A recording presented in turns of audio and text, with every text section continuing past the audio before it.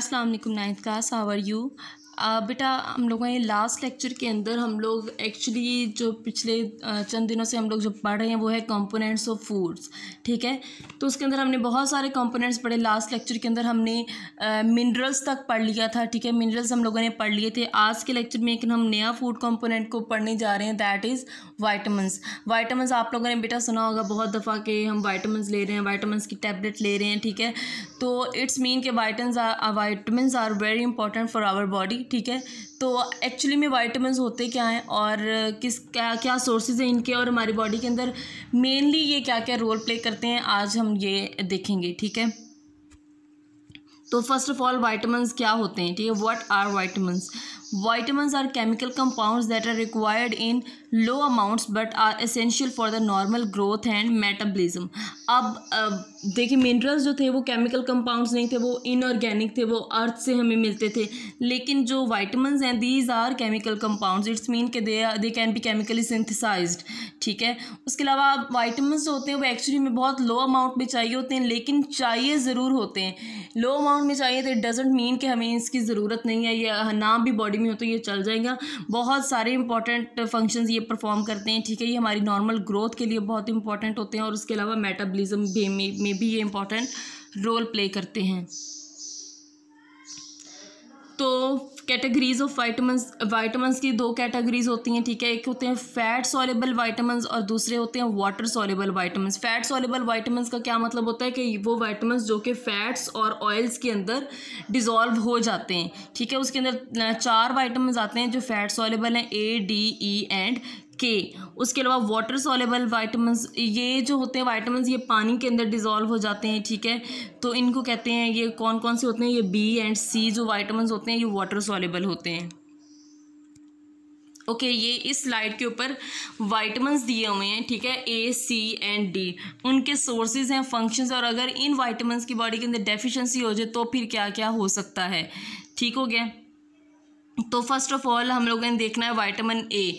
इसी के हम सोर्सेज देखेंगे, फिर इसका फंक्शन, और फिर उसकी हम लोग देखेंगे डेफिशिएंसी देख लेंगे। ठीक है, तो फर्स्ट ऑफ ऑल सोर्सेज हैं विटामिन ए के।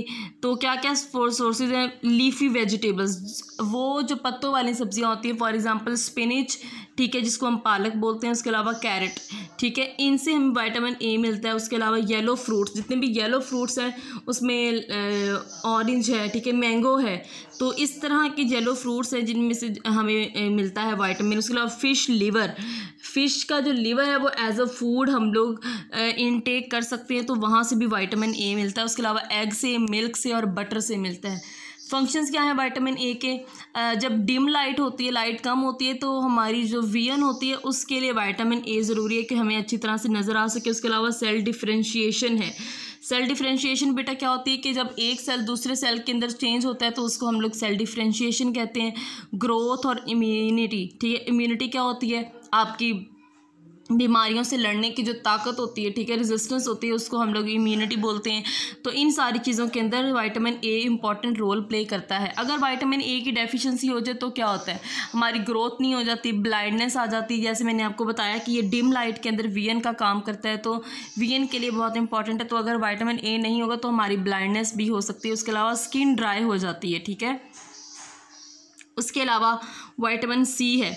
विटामिन सी जो है वो सिट्रस फ्रूट से बनता है। सिट्रस फ्रूट्स मतलब ऑरेंज, लेमन, ठीक है, इस तरह की चीज़ों से ये हमें मिलता है। उसके अलावा लीफी ग्रीन वेजिटेबल्स, ये भी सोर्स है, जैसे स्पिनिच और कैरेट वगैरह। उसके अलावा बीफ लिवर से भी मिलता है, और फ्रेश फिश लिवर ऑयल, ठीक है, इन सारी चीज़ों से ये हमें विटामिन सी मिल सकता है। उसके अलावा इसका फंक्शन क्या है वो देख लेते हैं। कोलेजन फॉर्मेशन, कोलेजन बेटा एक प्रोटीन होती है, ठीक है, जो कि हमारी बॉडी के अंदर इंपॉर्टेंट रोल प्ले करती है, ये उसकी फॉर्मेशन में इंपॉर्टेंट रोल प्ले करता है। उसके अलावा हीलिंग ऑफ वोन्स, जो कोई भी इंजरी हो जाए, उसकी वजह से ज़ख़म हो जाते हैं, तो उसकी हीलिंग में भी ये काम करता है।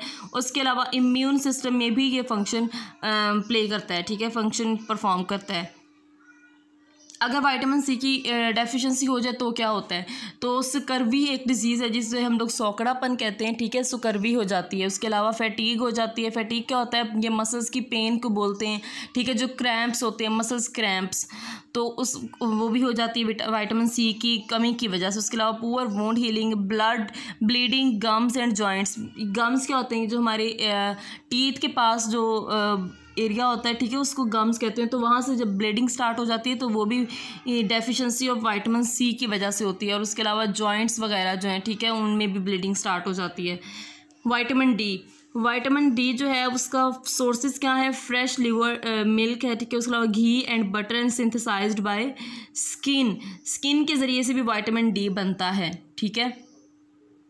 अब इसके फंक्शंस क्या है, विटामिन डी की वजह से बॉडी के अंदर कैल्शियम और फास्फोरस की जो मेंटेनेंस है, उसकी जो कंसंट्रेशन है वो मेंटेन रहती है। अगर डेफिशिएंसी हो जाए विटामिन डी की तो क्या होता है, रिकेट्स इन चिल्ड्रन। रिकेट्स एक डिजीज़ होती है चिल्ड्रन के अंदर, जिसकी में क्या होता है कि बोन्स जो है वो कमज़ोर हो जाती हैं और जो बच्चा है वो चल नहीं पाता, ठीक है, क्योंकि बोन्स जो है वो कमज़ोर हो जाती है, तो जो ग्रोथ है वो रुक जाती है इसकी वजह से, ठीक है। उसके अलावा ओस्टियोमेल्शिया इन एडल्ट्स के अंदर ओस्टियोमेल्शिया की डिजीज़ होती है। ओस्टियोमेल्शिया जिसको कहते हैं, ओस्टियोमेल्शिया बोन्स को के सॉफ्टनेस को बोलते हैं, ठीक है। अब देखें ये ओस्टियोमेल्शिया किस वजह से होती है, मैंने आपको बताया कि जो कैल्शियम है वो हमारी बोन्स की मेंटेनेंस के लिए इंपॉर्टेंट रोल प्ले करते हैं। तो विटामिन डी का काम भी यही है कि वो कैल्शियम की मेंटेनेंस करे बॉडी के अंदर। अगर वो नहीं कर पा रहा तो फिर ये डिजीज़ हो सकते हैं जिनको हम लोग रिकेट्स बोलते हैं और ओस्टियोमेल्शिया बोलते हैं। ये आप लोगों ने जो मैंने अभी आपको ये बताए हैं, ठीक है, ये वाले जो सारे विटामिन्स हैं, ये एक्चुअली आगे आपके नेक्स्ट लेक्चर में ये डिटेल से भी बताए हुए हैं 1 by 1 तीनों ये, लेकिन मैंने आज आपको इनका पूरा एक ओवरव्यू दे दिया है। तो कल जब हम लोग इसको 1 by 1 देखेंगे तो उसमें आपको समझने में आसानी होगी। अच्छी तरह से आप लोग इसको याद कर लीजिएगा। I will see you in the next lecture. Till then take care of yourself and अल्लाह हाफिज़।